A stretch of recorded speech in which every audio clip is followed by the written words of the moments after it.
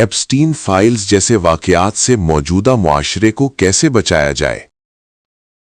दुनिया में पेश आने वाले बाज़ बड़े स्कैंडल्स जैसे जेफरी एप्स्टीन से मुताल्लिक़ सामने आने वाली कानूनी दस्तावेज़ात, जिन्हें उमूमी तौर पर एप्स्टीन फाइल्स कहा जाता है, हमें ये सोचने पर मजबूर करते हैं कि मुआशरे ने कमज़ोर अफराद का तहफ़्फ़ुज़ कैसे यकीनी बनाया जाए।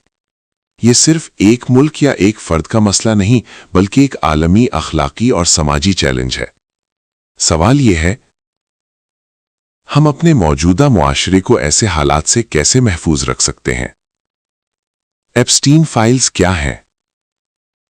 सबसे पहले यह समझना जरूरी है कि जेफरी एप्स्टीन से मुताल्लिक़ जो अदालती दस्तावेज़ात, गवाहियों और कानूनी रिकॉर्ड सामने आए, उन्हें आम तौर पर एप्स्टीन फाइल्स कहा जाता है।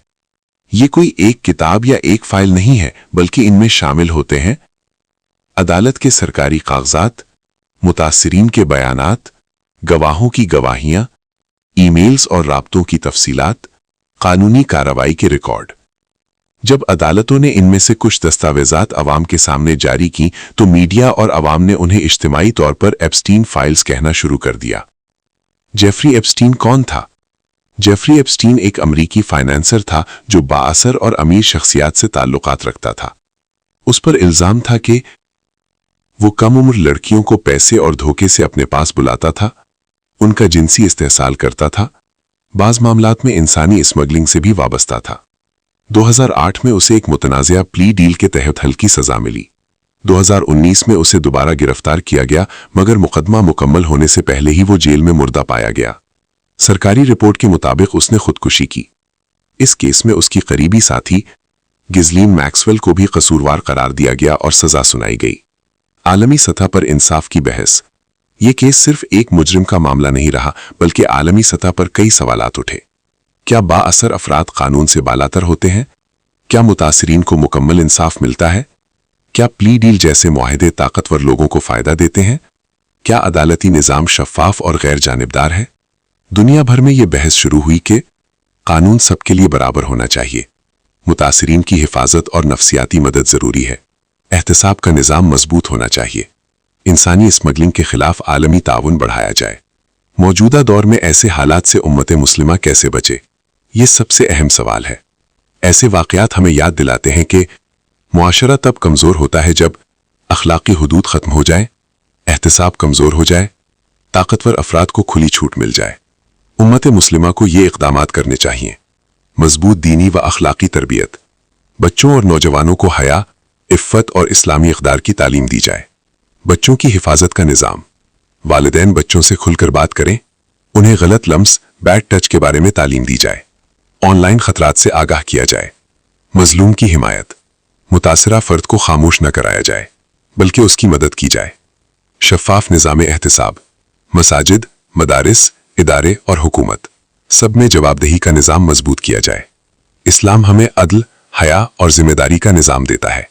अगर हम उसे सही तौर पर नाफिज करें तो ऐसे फितने मुआशरे में जड़ नहीं पकड़ सकते।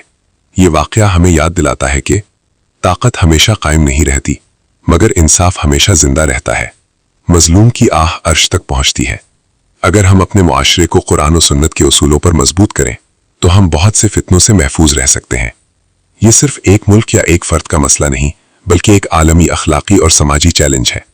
सवाल ये है, हम अपने मौजूदा मुआशरे को ऐसे हालात से कैसे महफूज रख सकते हैं।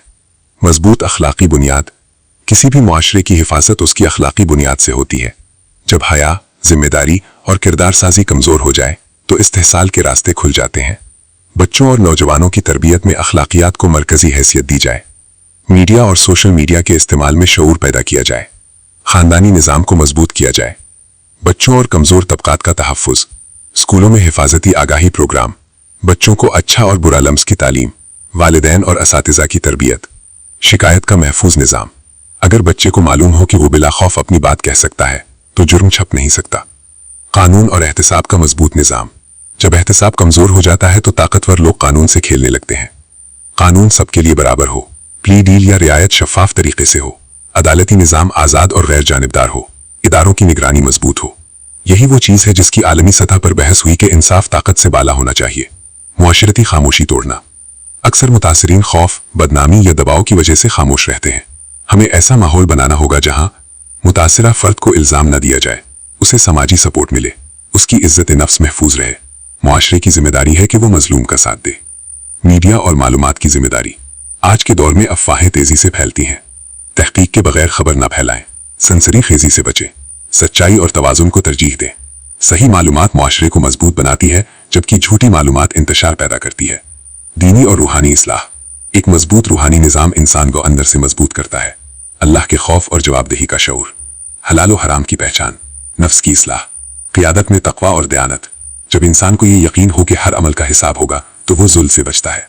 नतीजा, एप्स्टीन फाइल्स जैसे वाक़यात हमें सिर्फ चौंकाते नहीं बल्कि खबरदार करते हैं। ये हमें याद दिलाते हैं कि ताकत का गलत इस्तेमाल मुमकिन है।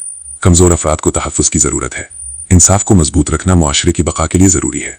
अगर हम अखलाकी तरबियत को मजबूत करें, बच्चों के तहफ़्फ़ुज़ को अवलीन तरजीह दें, एहतिसाब का निज़ाम कायम करें, मजलूम की हिमायत करें, तो हम अपने मुआशरे को ऐसे फितनों से बड़ी हद तक महफूज रख सकते हैं। वीडियो अगर आपको मुफीद लगी हो तो द वैल्यूवर्स वॉइस को लाइक, शेयर और सब्सक्राइब जरूर करें, ताकि हम ऐसे इस्लाही और फिक्री मौज़ूआत आप तक पहुंचाते रहें। जज़ाकल्लाहु खैर।